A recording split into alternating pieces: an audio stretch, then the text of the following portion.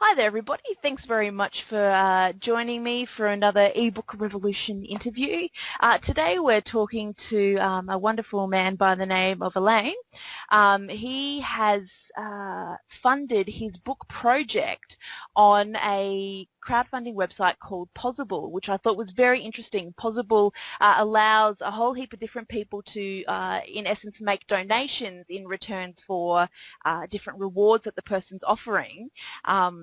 And it helps them along with their project. And in this case, we're talking about writing a book. So thank you very much for joining me, Elaine. Oh, thank you.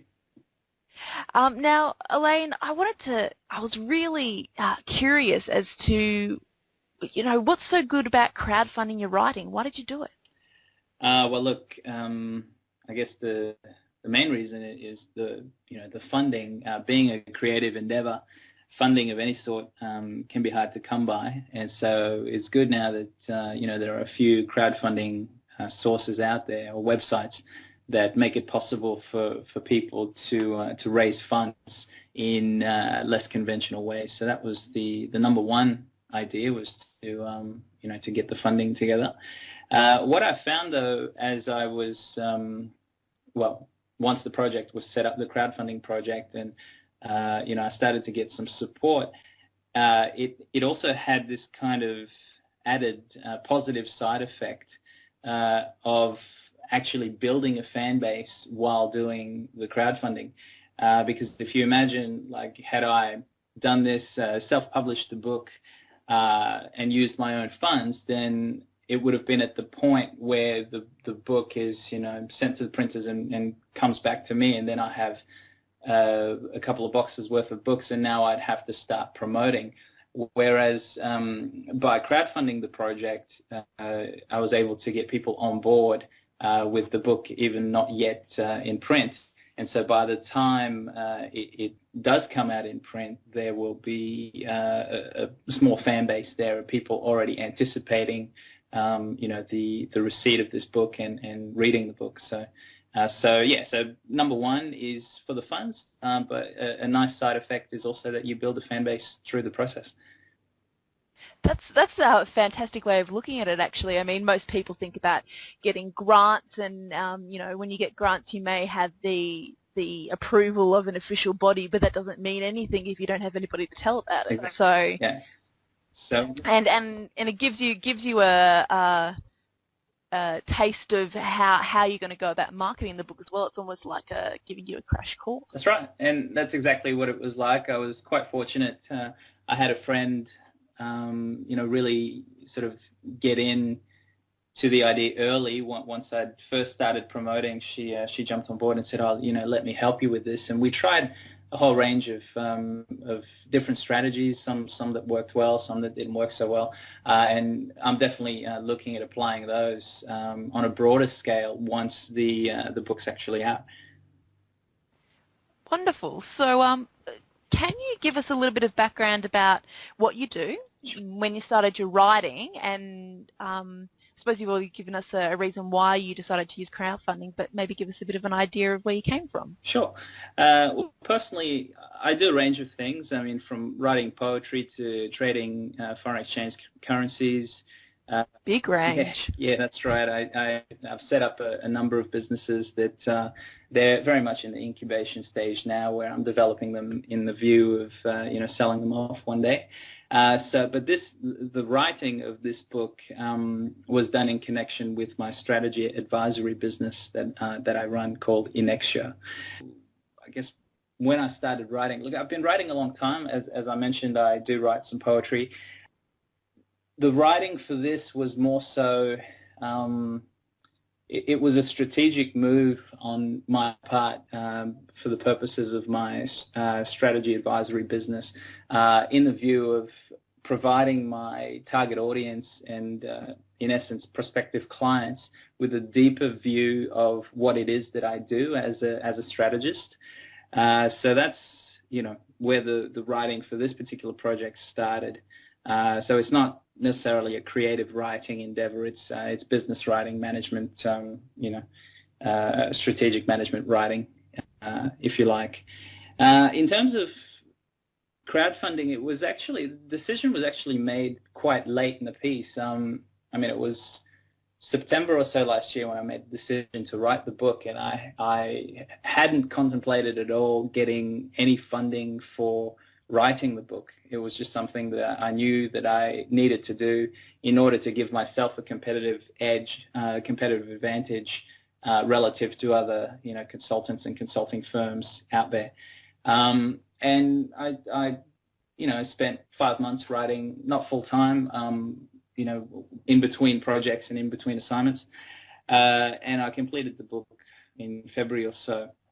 Then I actually received an email from a friend who was crowdfunding the production of her CD, and I thought, and I'd come across the concept of crowdfunding before. I'd come across Possible and also Kickstarter, which is available to people who reside in the US for the same purposes.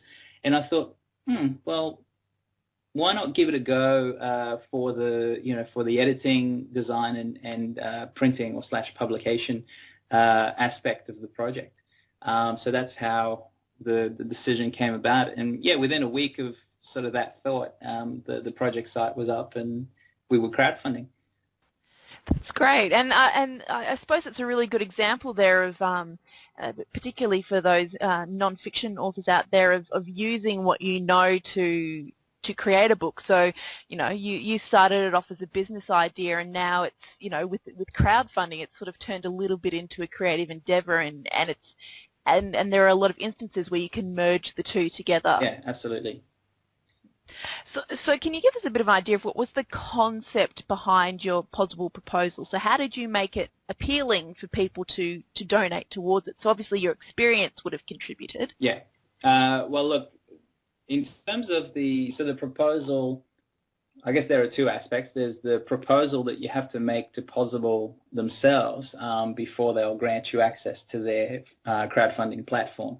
So that was pretty straightforward. I think I just sent them an email with a few paragraphs just detailing what it was. And in essence, the way that I saw it was, well, the manuscript had been written, so it was really about raising the funds for the design, so cover design, and also to have a professional editor work with me to clean up the manuscript and have it professional and ready for print, and then of course the printing costs.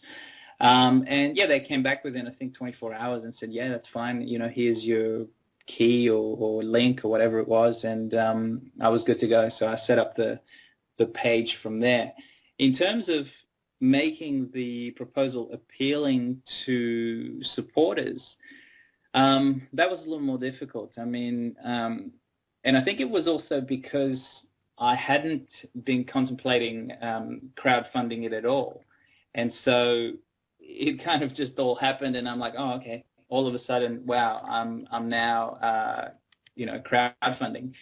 And what I did is I shot a video, so a short video of probably 1.5, 2 minutes or so, just to explain the idea. And I mean, I did that because I went through the Possible site, and I was just looking at all different projects, and I found the ones that were most appealing were the ones that had a video. I think what the video does is it establishes a personal connection between you and your audience. Otherwise, it's just text on screen, maybe a few pictures, and it doesn't grab people. So I think the video was definitely a good first step. Then briefly detailed what the project was, and that was it. And then it was up. And within a day or two, I had, some family and friends jump on and support me, which was fantastic. But in terms of, getting to the target, which was set at 7,500, it was going to require more than just, reaching out to family and friends. So then I had to, put together a campaign, which, I mean, I can get into the details of that, later on, if you like. But in essence, that's what it was. It wasn't a single step of, okay, here's the page, here's the video, and all this money came pouring in. It was actually a bit of hard work over a 6-week period.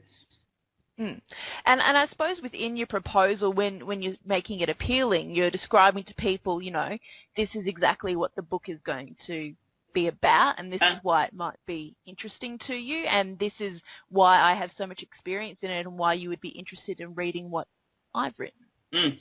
Uh, Look, it wasn't that detailed, and I guess the way I was looking at it is I wasn't sure whether detailing it at length would actually make all that much of a difference. What I found, or at least because, and this is probably due to the market that I, was interfacing with. I mean, my audience are business people, so they're really time poor. So it was going to be hard to get anyone to watch, let's say, 10 minutes worth of a video detailing every chapter and saying why it was important and all that. So I didn't take that approach. It was more so, just saying that this is what I was doing, and it was, I guess, going on the good faith that people knew that I'd been operating for a number of years.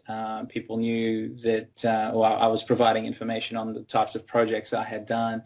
And why this book was important, but it was by no means detailed. It was actually brief, and the brevity was part of the strategy because of just the time constraints of my particular audience. That's fantastic, because I often forget about that it's always best to think about what your market it feels first when they're looking at these sorts of things before you dive into it. And as you said, the business market is time poor. So that's something I hadn't even thought about. Well, yeah, had it been a different market, let's say, if it was a book of poetry or something, then maybe, a nice long video with kind of slow speech and in the sense of like, creating the mood and the essence of the work, I'd say that could work. That would be appealing, but definitely for business owners and executives, 2 minutes was probably even a lot to ask. Yeah. I remember looking at your page as well, and it basically it was your video, and then it just had a flow diagram. That's right. A flow chart. Yeah, so very businessy in that sense. And the video was shot in a boardroom, so. Well, it's very professional. It fits with the market, as you said. I suppose you touched a little bit on promoting your project. How did you promote it and raise the funds? I mean, you said it was obviously a lot more effort than you expected it to be. Sure. So it took you the full 3 months to bring the funding in. So Possible does give you the option as to how long you want, anywhere from 1 day to 90 days. I didn't opt for 90 days. I really wanted to push it along. I want this book to be out, and we're getting close now. It's going to be in print sort of by early July. So I set myself 45 days for funding the campaign. So 6 weeks, and after a week, I had my top supporters like my mum and friends who had pledged. But I mean, you can only stretch that so far, and you don't really want to stretch that too far because I mean your friends, your family, and friends. So I really had to go out to the broader market.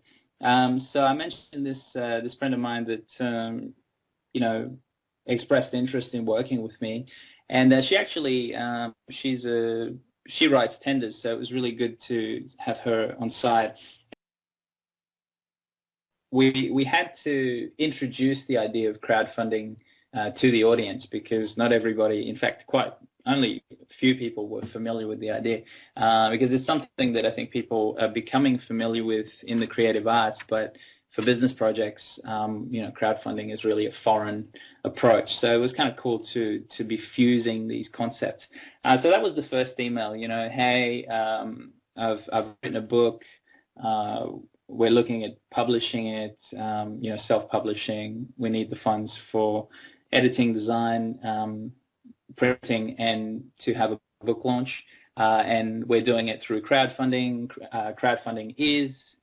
And we described what it was. We also gave some background as to the platform being Possible. And then that was the first email. And off the back of that, 1 or 2 more support pledges came through.